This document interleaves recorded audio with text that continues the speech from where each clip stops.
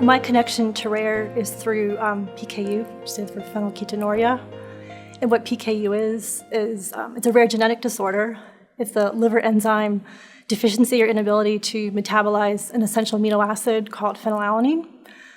And the disease manifestations, which ultimately can result in mental retardation and neurological toxicities, can be virtually eliminated.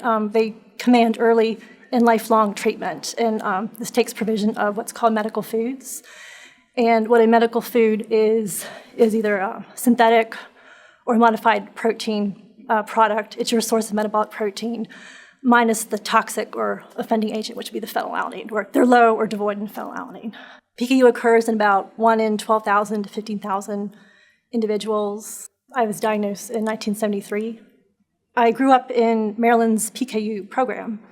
At that time, Maryland was part of a multi-state collaborative study, and what this involved was a lot of comprehensive home health services. We literally had home visits from a nurse and a dietitian, and this involved intense blood phenylalanine drawing, the nutrition, the counseling, dietary monitoring. There is one FDA-approved drug on the market for PKU that was approved in 2007.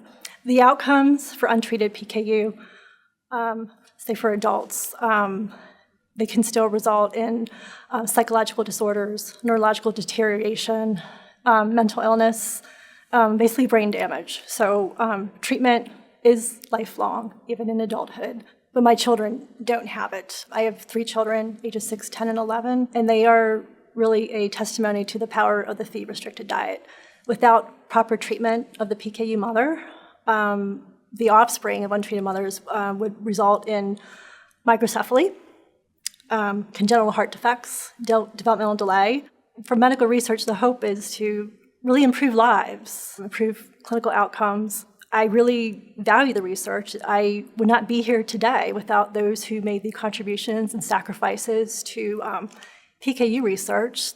I'm very fortunate to, number one, be early diagnosed and to have treatment. And this is why I am a successful, high-level functioning adult today, because of diagnosis and treatment.